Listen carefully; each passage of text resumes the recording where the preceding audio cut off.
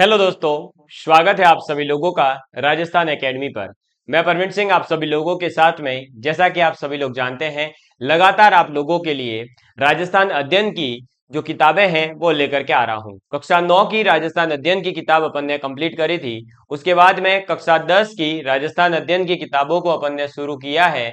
और इन किताबों को पढ़ना इसलिए जरूरी है क्योंकि इन किताबों को अगर आपने पढ़ लिया, जो राजस्थान अध्ययन के नाम से है, कक्षा 9, 10, 11, 12 की, तो आप लोगों का जो राजस्थान का ऐतिहासिक, भौगोलिक, राजनीतिक और आर्थिक रूप से जो पूरा विश्लेषण है वो आप लोगों के सामने आ जाएगा। आप लोगों को राजस्थान का जो कोना कोना है वो समझ में आ जाएगा कि आखिर ये कोना इस प्रकार से क्यों है, कैसे है। और उसके बारे में फिर आप और ज्यादा डिटेल में पढ़ना चाहते हैं तो बहुत सारी अलग अलग इतिहास की जो है किताबें उपलब्ध हैं। डॉक्टर गौरीशंकर हीराचंद ओझा जी के द्वारा लिखी गई, कर्नल जेम्स टॉड के द्वारा लिखी गई, और इसके अलावा जो हिंदी ग्रंथ अकेडमी की किताबें आती है, हुक्मचंद जी की किताब आती है ना। बहुत सारे अलग अलग पब्लिकेशन है, लक्ष्य वगैरह की भी किताब आती है, राज पनोरमा की आती है। बहुत सारी अलग अलग किताबें हैं जिन्हें आप पढ़ करके और ज्यादा, इनसे भी ज्यादा डिटेल में पढ़ सकते हैं। लेकिन पहले जैसा कि आप लोगों को एबीसीडी सिखाई जाती है, अ से अनार सिखाया जाता है, उसके बाद में आप उससे जो है वाक्य और सेंटेंस बनाना सीखते हैं। तो हम यहाँ पर जो है राजस्थान का जो ऐतिहासिक, भौगोलिक, आर्थिक और राजनीतिक रूप से जो अ आ इ उ ए ई ओ है या एबीसीडी है वो अपन समझ रहे हैं। ठीक है, चलिए हम लोग बात कर रहे थे राजस्थान के लोक देवताओं के बारे में, और आप लोगों ने लोक देवताओं के अंदर पंचपीरों की बात करी और उसके अलावा कुछ और जो है लोक देवताओं की बात करी। अब हम पढ़ने जा रहे हैं राजस्थान के अंदर हुए प्रमुख संतों के बारे में। किसके बारे में बात करेंगे? प्रमुख संत जो होते हैं उनके बारे में। संत एक प्रकार से हम ये समझ सकते हैं कि ऐसे व्यक्ति जिन्होंने जो ये मोह माया का संसार है, कहते हैं ना सबका मालिक एक है, ऐसा समझ करके, और ये जो सब मोह माया है, इस मोह माया को छोड़कर, इस सांसारिक जीवन को छोड़ करके उन्होंने केवल और केवल भगवान के जो है भक्ति में अपना जीवन न्यौछावर कर दिया। या फिर ये कह सकते हैं कि उन्होंने जो है अपने आप को भगवान के प्रति समर्पित कर दिया और भिक्षा मांग करके अपना जीवन व्यतीत करने लगे और लोगों को जो है अच्छी अच्छी बातें बताने लगे। इस प्रकार से जैसे अभी महाकुंभ के अंदर आप लोग देख रहे हैं, कई प्रकार के अलग अलग जो है बाबा आ रहे हैं, संत आ रहे हैं, वो और जो वास्तविक रूप से जो संत हुए हैं अपन उनकी बात करेंगे। जो आजकल का कुछ आप है ना गलत दो चार ऐसे एक्सेप्शन की वजह से हर बाबा को गलत नहीं कह सकते अपन, तो वैसे ही जो है यहाँ पर अपन कुछ विशेष संतों के बारे में बात करेंगे। ठीक है, चलिए तो देखिए सबसे पहले आते हैं संत धन्ना जी। किसकी बात करेंगे? संत धन्ना जी की बात करेंगे। तो संत धन्ना जी राजस्थान में धार्मिक आंदोलन, जो राजस्थान के अंदर, भाई देखो 1857 की क्रांति हुई, या स्वतंत्रता आंदोलन थे, किसान आंदोलन थे, जन आंदोलन थे, प्रजामंडल आंदोलन था, ये सब अपन ने बात करी। इनका किसी न किसी ने जो है क्या करा था? श्री गणेश करा था, यानी शुरुआत करी थी। कहते हैं ना श्री गणेश करने का मतलब होता है शुरुआत करना, और इति श्री करने का मतलब होता है उस चीज को समाप्त करना। ठीक है, तो यहाँ पर जो धार्मिक आंदोलन है, उन धार्मिक आंदोलनों का श्री गणेश किसने किया था राजस्थान के अंदर? तो राजस्थान के अंदर धार्मिक आंदोलन का जो श्री गणेश किया वो श्री धन्ना जी ने ही किया था। किसने किया था? धन्ना जी ने किया था। ठीक है, धन्ना जो थे इनका जन्म टोंक जिले के अंदर, कौन से जिले में इनका जन्म हुआ था? टोंक जिले के अंदर इनका जन्म हुआ था। जो धुवन गांव था, उस धुवन गांव में 1415 ईस्वी में, और एक जाट परिवार में इनका जन्म हुआ था। समझ में आ गई बात? और इन धन्ना से संबंधित एक क्वेश्चन आ चुका है, तो संत धन्ना जी जो है इनसे संबंधित कोई चीज आपसे पूछी जा सकती है, इसलिए ध्यान से सुनिएगा पूरा। ठीक है, बाल्यकाल से ही इनकी जो प्रवृत्ति थी वो एक धार्मिक प्रवृत्ति थी। जैसे मतलब पूजा पाठ करना, मंदिरों में जाना, और जो होता है ना, जैसे बचपन से आप कुछ लोगों को देखते होंगे, उनको जो है मंदिरों में जाने में, वहां पर प्रसाद बांटने में, आरती करने में, पूजा पाठ करने में, साफ सफाई करने में एक अलग ही आनंद आता है।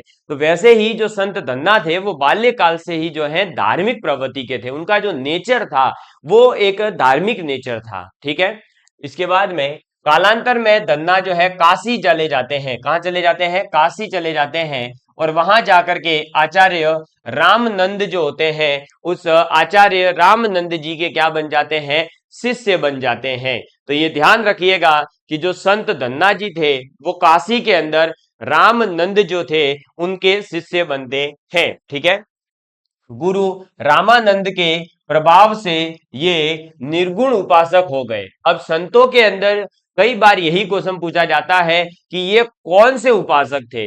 तो आपको बता दूं, संत धन्ना जी निर्गुण उपासक थे। कैसे उपासक थे? तो निर्गुण उपासक थे। समझ में आ गई बात।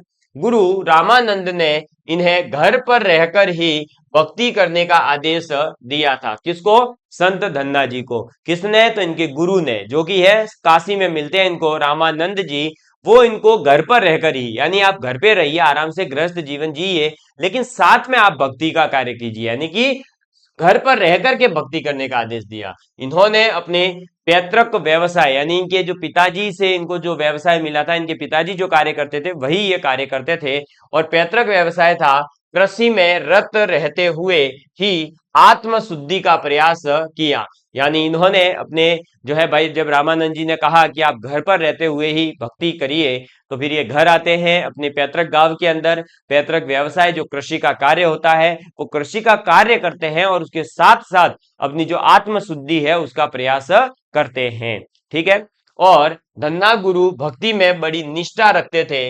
इनका मत था कि गुरु भक्ति से ही परम पद की प्राप्ति हो सकती है। तो धन्ना जी का कहना था कि जो गुरु है उसकी भक्ति से ही जो है हमें परम पद, क्या? परम पद यानी श्रेष्ठता जो है, अपने जीवन में सर्वोच्चता जो है वो प्राप्त हो सकती है। इन्होंने नाम स्मरण को ही ईश्वर प्राप्ति का प्रमुख, एक सेकेंड है ना, एक, हाँ, तो नाम स्मरण को ही ईश्वर प्राप्ति का प्रमुख साधन माना है। तो ये पूछा जा सकता है कि संत धन्ना के अनुसार अगर हमें ईश्वर को प्राप्त करना है तो किस प्रकार से कर सकते हैं, या कौन सा प्रमुख कारण हो सकता है? तो नाम स्मरण करना। किसका? राम नाम लेना, ईश्वर का नाम लेना। जैसे मालाएं आजकल जो है अपने घर पर आपने देखा होगा कि आजकल मतलब पुराने समय से आप अभी देख रहे होंगे, या नहीं देखा है तो देखिएगा, अपनी जो दादी सा है वो आप देखना, माला जो है वो रोज ऐसे शाम के टाइम पे थोड़ा बजते होंगे, राम राम राम ऐसे करते होंगे, तो वो जो है नाम स्मरण कहलाता है। और नाम स्मरण करने से ही धन्ना जी का मानना था कि ईश्वर की प्राप्ति हो सकती है, तथा औपचारिकताओं और बाह्य आडंबरों का जो है ये विरोध करते थे। अब बाह्य आडंबर और औपचारिकता का मतलब है कि लोग, कुछ आपने देखा होगा कि जो है बढ़िया सा राम नाम का पूरा वो पीले कलर का कपड़ा आएगा, या फिर पूरी धोती वगैरह वो पहन लेंगे, सब अच्छे से तो करेंगे, बाहर दिखावा तो जोर करेंगे, गले में 4-5 एक जो है वो रुद्राक्ष की मालाएं पहन लेंगे, हाथों में भी न राम राम राम राम राम राम करते फिरेंगे, सबको ऐसे बोलेंगे जय श्री राम जय श्री राम। और लेकिन मन में जो उनके है वो कभी ईश्वर के प्रति सच्चाई नहीं होगी। मन में उनका ये भाव होगा कि इससे जो है लोगों को ये लगेगा कि मैं जो है धार्मिक हूं, लेकिन वो मन से धार्मिक नहीं है, उसकी इच्छा नहीं है कि ईश्वर की प्राप्ति हो उसे। तो ऐसे जो बाह्य आडंबर करते हैं, बाहर अपना दिखावा करते हैं, औपचारिकताएं केवल करते हैं, उनको जो है ईश्वर प्राप्ति नहीं हो सकती। ऐसा कौन कह रहे हैं? संत धन्ना जी कह रहे हैं। ठीक है, औपचारिकता का आप और उदाहरण देख सकते हैं। जैसे कि मैं जब स्कूलों में हम पढ़ाते हैं अभी, तो हमारे पास में कई ऐसे विद्यार्थी आते हैं, है ना, जो आकर के जब जैसे बोर्ड के एग्जाम जैसे पास आ रहे हैं या कोई और उनको काम होता है, तो आकर के चरण स्पर्श कर रहे हैं, सर सर सर कर रहे हैं, और है ना, मतलब वैसे ये एक फील ऐसा दिलवाते हैं कि आगे वाले को मतलब वो अपने मन में प्रेम रखते हैं आपके प्रति। लेकिन वास्तविकता में उनके मन में क्या है कि सर से जो है ये काम है, ये निकल जाए। जैसे ही वो काम निकला उसके बाद में वो पुनः अपने ही रूट में आ जाते हैं, और जैसे ही कहीं अगर देखेंगे भी तो मिलाएंगे, आंखें भी नहीं मिलाएंगे। चरण स्पर्श करना तो अलग बात है। और लेकिन कुछ ऐसे विद्यार्थी मिलते हैं जीवन में जो ऑनलाइन पढ़ रहे हैं मेरे से, लेकिन जब यहाँ पर आसपास के क्षेत्र के कुछ विद्यार्थी मेरे से मिलते हैं, सर आप वही हैं, राजस्थान एकेडमी आपका चैनल है, तो फिर वो चरण स्पर्श करते हैं, तो कहीं ना कहीं मतलब उनके मन में हो सकता है कि प्रेम होगी, वो ऑनलाइन पढ़ रहे हैं, अगर वो मेरे से हाथ भी मिलाते हैं तो मुझे बुरा नहीं लगेगा। चरण स्पर्श नहीं करना चाहता, मैं तो उल्टा मना करता हूं। कभी भी जो है कोई भी मतलब आप कोई दूसरा आपको रेस्पेक्ट करे ये कोई जरूरी नहीं है। मैं ये चाहता हूं कि अपने घर के, अपने जो मेरे घर वाले हैं वो मेरी रेस्पेक्ट करें तो खूब है, मोर देन इनफ है। पहले घर वाले करें तो बाहर वालों से उम्मीद करें कभी, है ना। तो वही बात ये समझाना चाह रहे हैं धन्ना जी, यही कहना चाह रहे हैं कि औपचारिकताओं से बचो, बाह्य आडंबरों से बचो आप, है ना, ईश्वर का नाम लीजिए। सॉरी दोस्तों, चलिए इसके बाद में संत पीपा जी आते हैं। और बड़ी अच्छी बात मैं आपको बताऊं कि ये जो संत पीपा जी हैं, इनके नाम से कई बार ऐसा आपने कई जगह पर देखा होगा, श्री पीपाय लिखा हुआ मिलता है। जैसे वो श्री गणेशाय नमः लिखा हुआ मिलता है, ऐसे कई बार कई जगह पर जो है श्री पीपाय लिखा हुआ भी मिलता है। तो हम संत पीपा जी की बात करेंगे। तो आपने देखा धन्ना जी जाट थे। अब दूसरा देखिए पीपा जी। पीपा जी जो है वो खींची राजपूत है। कौन है? खींची राजपूत है। ये क्या है? खींची राजपूत है। और पीपा जो है वो गागरोन झालावाड़ के अंदर आता है के शासक थे। ठीक है, तो खींची राजपूत है संत पीपा जी, और वो नागौर के अंदर जो झालावाड़ भाई सॉरी गागरोन जो कि झालावाड़ के अंदर आता है वहां के शासक हुआ करते थे। इनका जन्म 1425 ईस्वी में हुआ था और ऐसा माना जाता है। भाई वही है, 1425 नहीं तो 26 में हुआ होगा, एक दो साल आगे पीछे हो जाता है। कालांतर में फिर पीपा जो है वापस कहाँ चले जाते हैं? ये भी काशी चले जाते हैं। और काशी जाकर के ये भी किसको मिलते हैं? रामानंद जी को मिलते हैं और रामानंद जी के शिष्य बन जाते हैं। क्योंकि आप देख रहे थे कि संत धन्ना का जन्म जो है 1415 में हुआ, इनका हुआ है 1425, 10 साल का ही गैप है। तो सेम ही गुरु जो है इन दोनों को मिले होंगे।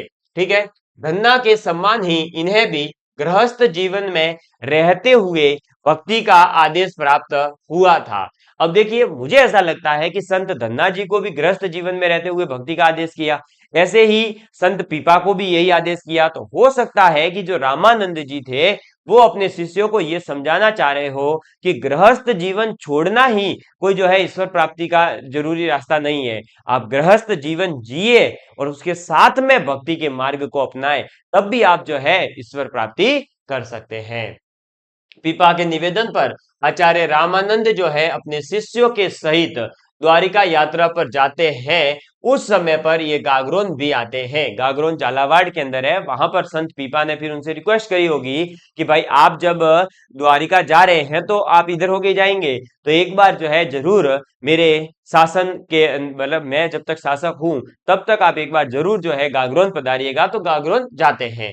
जब पीपा भी राज्य त्याग कर छोटी रानी सीता सहित उनके संग हो लिए। फिर ऐसा हुआ कि जैसे ही जो रामानंद जी गागरोन पधारते हैं तो फिर संत पीपा जो है उस समय पर उस राज्य को यानी उस शासक जो अपना शासक की पदवी थी, जो राजा थे, उस पदवी को छोड़ते हैं, उस घर बार को छोड़ते हैं और अपनी छोटी रानी सीता जिसका नाम था उसके साथ में वो रामानंद जी के साथ में ही द्वार यात्रा पर निकल पड़ते हैं। यानी वहीं से फिर उन्होंने अपना गृहस्थ जीवन छोड़ दिया होता है। इसके पश्चात घूमते हुए वे टोडा टोंक आए। कहां पर आए? घूमते हुए टोडा जो कि टोंक के अंदर है वहां पर आते हैं और वहां के शासक है सूरसेन। उसको अपनी दौलत संतों में बांट देने पर अपना शिष्य बना लेते हैं। ठीक है, और अनेक स्थानों की यात्रा करते हुए वे पुनः गागरोन लौट आए और आहू तथा काली सिंध के पवित्र संगम पर एक गुफा में रहने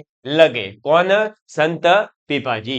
यहाँ इनका मंदिर भी बना हुआ है, निवास स्थान और गुफा प्रसिद्ध है। बाड़मेर जिले के अंदर समदड़ी गांव है। कौन सा? तो बाड़मेर जिले के अंदर समदड़ी गांव में पीपा जी का भव्य मंदिर है। यहाँ इनके प्रमुख अनुयायी जो कि दर्जी समाज कहलाता है। तो संत पीपा जी का जो प्रमुख आपका अनुयायी जो कहलाता है परिवार, वो कौन सा कहलाता है? दर्जी समाज कहलाता है। ठीक है, तो संत पीपा जी के अनुयायी कौन सी जाति के हैं? तो दर्जी समाज से आते हैं अनुयायी। दर्जी समाज प्रति वर्ष प्रत्येक वर्ष चैत्र शुक्ल पूर्णिमा को, कब? चैत्र महीने की शुक्ल पक्ष की जो पूर्णिमा है उसको विशाल समागम आयोजित होता है। कहां पर? तो बाड़मेर जिले के समदड़ी गांव के अंदर पीपा जी का एक भव्य मंदिर है और वहीं पर उसी पीपा जी के मंदिर पर जो दर्जी समाज है जो कि पीपा जी का अनुयायी है, उस दर्जी समाज के द्वारा प्रत्येक वर्ष चैत्र शुक्ल पूर्णिमा के दिन वहां पर भव्य समागम का आयोजित किया जाता है। पीपा से संबंधित विस्तृत साहित्य हस्तलिखित ग्रंथ भंडारों में उपलब्ध है, जिनमें पीपा की कथा, ठीक है ये याद रखना, संत पीपा से संबंधित जो हस्तलिखित साहित्य है उसमें कौन कौन से हैं? तो पहला है पीपा की कथा, दूसरा है पीपा पर्ची, ठीक है, तीसरा है पीपा की वाणी, चौथा है साखियां, पांचवा है पद। तो ये याद रखिएगा कौन कौन से 5 है? तो देखो, पीपा की कथा, पीपा पर्ची, पीपा की वाणी, साखियां और पद आदि मुख्य है। 17वीं शताब्दी के एक हस्तलिखित ग्रंथ में पीपा के द्वारा रचित एक चिंतावनी, क्या चिंतावनी नामक ग्रंथ भी प्राप्त हुआ है। तो चितावनी जो ग्रंथ है उसके लेखक कौन है? तो चितावनी ग्रंथ के लेखक है संत पीपा। ठीक है, चलिए, ईश्वर प्राप्ति में गुरु के निर्देशन को पीपा ने आवश्यक बताया है और भक्ति यानी कि नाम स्मरण को ये मोक्ष प्राप्ति का प्रमुख साधन मानते हैं। क्योंकि सीधी सी बात है कि जब संत धन्ना और संत पीपा के गुरु रामानंद जी एक ही है, तो ऑब्वियस सी बात है कि दोनों की कहीं ना कहीं सोच जो है वो एक जैसी ही होगी। हो सकता है कुछ पॉइंटों पर जो है कॉन्ट्रडिक्शन हो, लेकिन यहां पर ऐसा नहीं दिखता, क्योंकि यहां पर उन्होंने भी यही कहा कि गुरु का होना जरूरी है, और संत पीपा भी कह रहे हैं कि गुरु के निर्देशन में जो है ईश्वर प्राप्ति हो सकती है। और नाम स्मरण, जैसा कि कहा पीछे भी, तो नाम स्मरण जो है मोक्ष प्राप्ति का प्रमुख साधन है। पीपा मूर्ति पूजा का विरोध करते हुए, हाँ ये देखिए, पीपा जो है वो मूर्ति पूजा का क्या करते थे? विरोध करते हुए ईश्वर उपासना करने पर जोर देते थे। तो जो संत पीपा है वो मूर्ति पूजा को, किसको? मूर्ति पूजा को जो है विरोध करते हैं। ये ऐसा मानते हैं कि मूर्ति में कोई ईश्वर नहीं है, मूर्ति पूजा नहीं करनी चाहिए, और ईश्वर जो है उसकी उपासना करनी चाहिए, उस पर ये जोर देते हैं।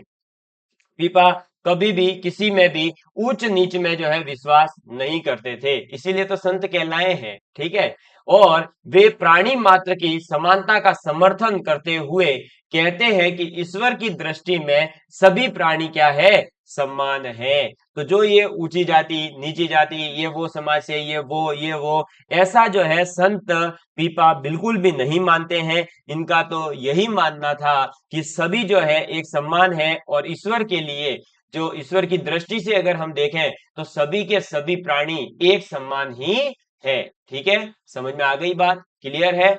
चलिए, तो ये थे संत पीपा जी। तो आपने दो संतों के बारे में पढ़ा, संत धन्ना जी और संत पीपा जी। संत पीपा जी के बाद में आते हैं जम्बो जी। कौन आते हैं? जम्बो जी। ठीक है, तो हम बात करेंगे जम्बो जी के बारे में। जम्बो जी विश्नोई संप्रदाय के प्रवर्तक। जम्बो जी का जन्म 1451 ईस्वी में हुआ। देखो, 1415, फिर 1425, और उसके 25 नहीं 26 साल के बाद 1451 में जम्बो जी। तो पहले संत धन्ना, फिर संत पीपा, और अब संत जम्बो जी की बात करेंगे। ठीक है, तो देखिए, अब थोड़ा सा बड़ा कर देता हूं। चलिए, तो देखिए, 1451 की भाद्रपद महीने की कृष्ण अष्टमी को, कब? भाद्रपद महीने की कृष्ण अष्टमी को जो है पीपा सर, देखो संत पीपा की बात नहीं कर रहा हूं, पीपा सर, पीपा सर जो कि नागौर के अंदर है, पवार वंशीय राजपूत लोहट जी और हंसा देवी के घर में हुआ था। तो ये भी जो है राजपूत परिवार से आते हैं, जम्बो जी भी। ठीक है, ये विश्नोई संप्रदाय के प्रवर्तक है। अब देखो कितनी बड़ी बात होती है। आज अगर हम देखें तो कोई, आपने कई बार सुना होगा कि विश्नोई जो है, विश्नोई जाति और जाट, राजपूत, ये वो सब अलग अलग, लेकिन यहाँ कितनी एक, देखो एक यूनिक बात निकल कर आ रही है। आप जो पढ़े लिखे व्यक्ति हैं वो अपने समाज को, अपने पढ़े लिखे दोस्तों को समझाएं कि कितनी सोचने वाली बात है कि जम्बो जी जो कि 1451 में भाद्रपद कृष्ण अष्टमी को पीपासर जो कि नागौर के अंदर है, वहां पर पवार वंशीय राजपूत परिवार लोहट जी और हंसा देवी के घर पर इनका जन्म होता है। जबकि वो बाद में प्रवर्तक किसके बन रहे हैं? तो बाद में वो विश्नोई संप्रदाय के प्रवर्तक बनते हैं। कौन? जम्बो जी। देखिए कितनी बड़ी बात है ये।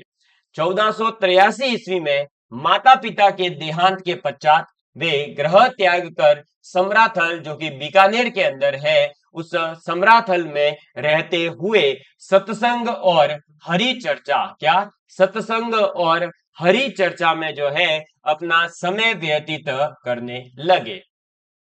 1485 ईस्वी में 1485 में जो है इसी स्थान पर इन्होंने बिश्नोई संप्रदाय का प्रवर्तन किया था। तो जो समराथल स्थान है, उसी समराथल स्थान पर 1485 ईस्वी में। समराथल पर आते कब है? 1483 में। उसके ठीक 2 साल बाद में 1485 में इन्होंने विश्नोई संप्रदाय का जो है प्रवर्तन किया। ठीक है, इनके जीवन तथा विचारों, क्या इनके जीवन तथा विचारों पर आचरण करने वाले विश्नोई कहलाने लगे।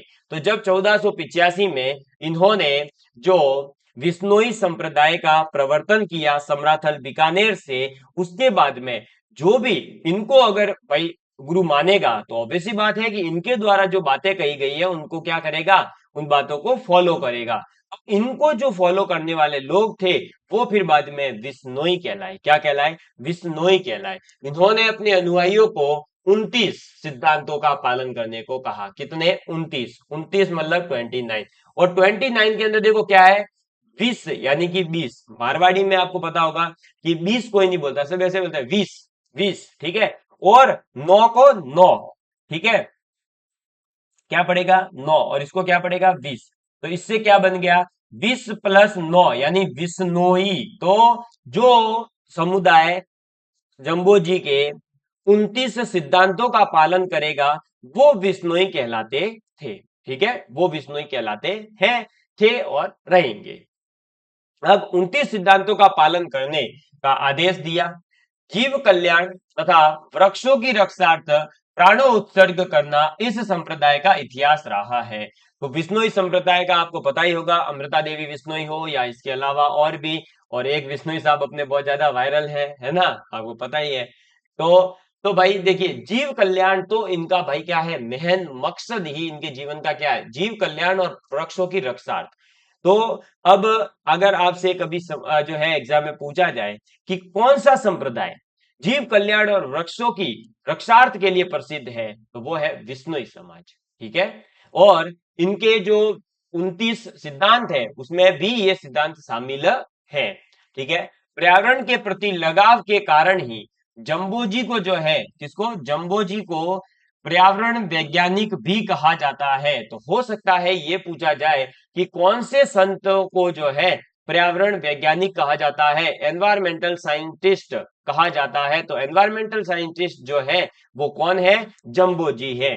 जंबोजी के द्वारा रचित प्रमुख ग्रंथ है जंब संहिता, जंब सागर शब्दावली और विश्नोई धर्म प्रकाश और जंब सागर। ठीक है, तो ये 4 नाम याद रखिएगा।